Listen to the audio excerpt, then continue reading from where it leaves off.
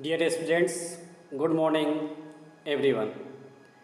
Now I am going to discuss a special function, that is greatest integer function. It is very useful for 11th, 12th as well as competitive examination. First of all, I will define greatest integer function.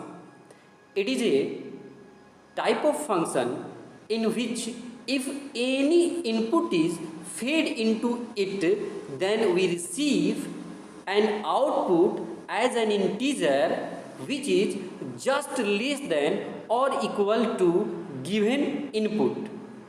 का मतलब कि ऐसा integer जो given input से छोटा या उसके बराबर होता है, इसको हम लोग y equal to box of x से दिखाते हैं। इसे हम लोग y equal to greatest integer of x भी पढ़ते हैं, पुट करते हैं। तो बॉक्स ऑफ x की जो वैल्यू होगी वो एक इंटीजर होगी। अगर आपसे पूछ दिया जाए कि box of x equal to 3.2, what is the value of x?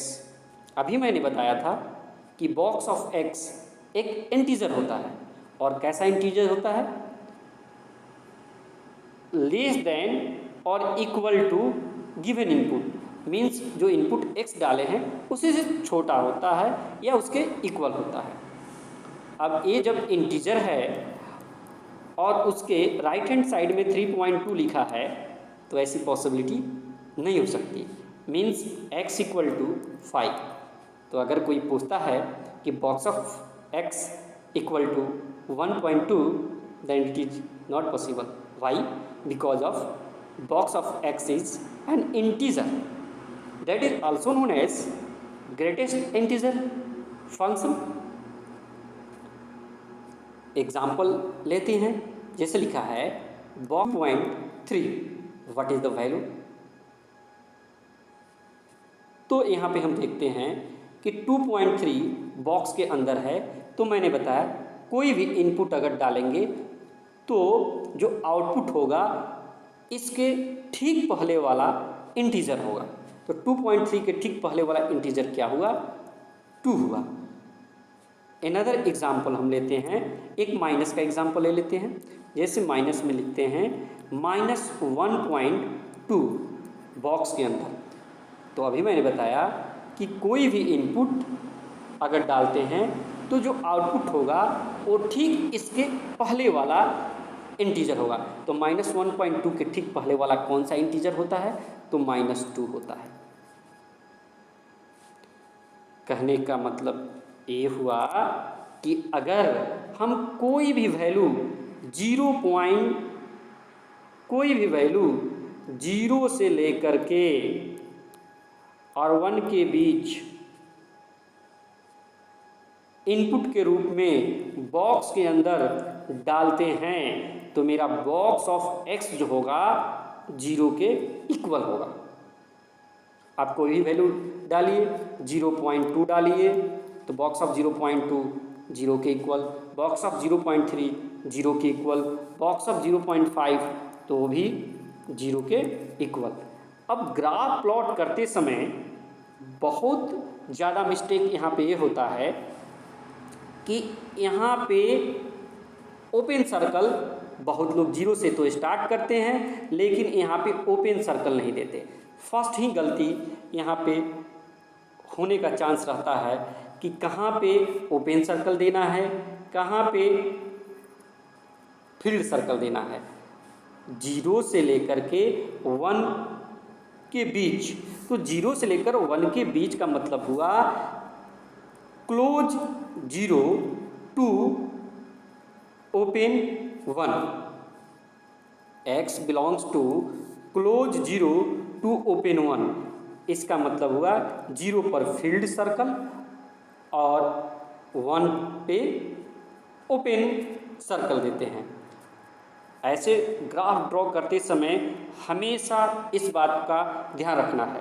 और ए वाला जो फंक्शन है इसका नाम स्टेप वाइज फंक्शन है, क्योंकि इसका जब ग्राफ हम परफेक्टली जब ड्रॉ करेंगे तो देखेंगे कि इसका ग्राफ जो होता है ना स्टेप सीढ़ी की तरह होता है। पीस वाइज फंक्शन के भी नाम से हम इसको जानते हैं। आप यहाँ पे देखिए कहाँ पे फील्ड सर्कल है और कहाँ पे ओपन सर्कल है। देखिए यहाँ पे ओपन सर्कल, यहाँ पे ओपन सर्कल, यहाँ पे ओपन सर्कल, 1 पे ओपन सर्कल, 2 पे ओपन सर्कल, फिर 0 पे ओपन सर्कल। लेकिन कब? जब 0 और 1 के बीच की वैल्यू ले रहे हैं, 0 से लेकर 1 के बीच की वैल्यू ले रहे हैं x का, तो 1 पे ओपन सर्कल। लेकिन जल्दीबाजी ग्राफ खींचते समय कभी भी नहीं करना है कि 0 से लेकर के और 1 के बीच में कोई भी वैल्यू लेंगे तो बॉक्स ऑफ x का जो वैल्यू होता है वो 1 के इक्वल होता है। इसका मतलब कि box of x equal to 1 है तो x जो होगा लाई करेगा क्लोज ब्रैकेट 0 टू ओपन 1 तक। उसी तरह अगर 1 से लेकर के और 2 के बीच में x लाई करता है तो बॉक्स ऑफ x जो होगा 1 के इक्वल होगा। इसको लिखेंगे कैसे? x belongs to open 1 to close 2। अगर पूछा जाए बॉक्स ऑफ x ग्रेटर और equal to 2, what is the meaning of it? इसका मतलब हुआ कि वैसा इंटीजर जो 2 से ज़्यादा हो या 2 के बराबर हो। तो 2 से ज़्यादा या 2 के बराबर मीन्स x जो होगा वो बिलोंग करेगा क्लोज टू 2 से लेकर के ओपन इन्फिनिटी तक। अभी मैंने यहाँ पे इसके पहले बताया था कि बॉक्स x इक्वल टू, अगर यहाँ पे मान लीजिए लिखा है 3/8, अब पूछ रहा है x क्या होगा।